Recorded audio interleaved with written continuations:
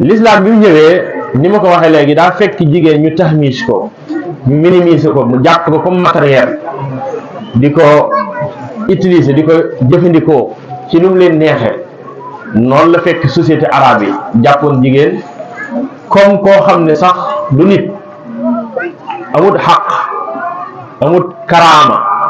insaani ya nekkul ci moom. ndekk noonu boo demee ci yeneen sociétés yi lu mel ne Occident itam ñi fi nekk di taxaw di wax xurriyatul mar'a yooyu droit de femme yooyu boo delloo tuuti rek lu juróomi fukki at ci ginnaaw ñoom dañoo jàppoon ne nit boo demee église bi avant muy daanu ci France dañoo jàppoon ne jigéen saytaane la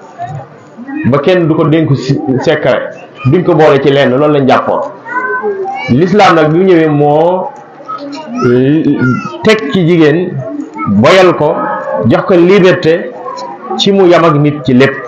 joxaat ko insaaniyaam ak nitéem ak karaamaam teraanga ji nga xam ne moo war ci moom, ubbil ko itam bunti xam-xam ak comprendre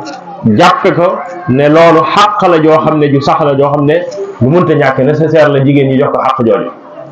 moo tax borom bi subhanahu wa taala soññi jigéen ñi tàmbalee ko nag ci jigéeni yonent bi alayhi salaatu wasalaam ci nañu sóobu doxalin yu jub yu rafet, waaye itam nañ di jàng aaya yi nga xam ne yàlla mi ngi koy wàccee ci seen borom kër sayyidina Muhammad alayhi salaatu wasalaam nañ ko jàng. borom bi subhanahu wa taala wax ne yaa nisaa annabii lastunna ka ahadin min an nisaa, yéen jigéen ñi yemu leen ak yeneen jigéen, yéen jigéen ñi juddoo wala yi yeewoo kër yonent bi alayhi salaatu wasalaam. daal di tere jigéen ay mbir yoo xam ne da koy suufeel na ko falaa taxda'na bil qawli, jigéen bu mu wax di damm ay kàddaam di melesi kooka macc ay tuñam di wanewu, falaa taxda'na bil qawli. su ko defee fa yatma alladi fi qalbihi maradun, ñi nga xamee ne dañoo feebar, dañoo am feebaru yëg-yëg, day tax ñu namm ci yéen lu ñaaw ba tax ñu leen provoqué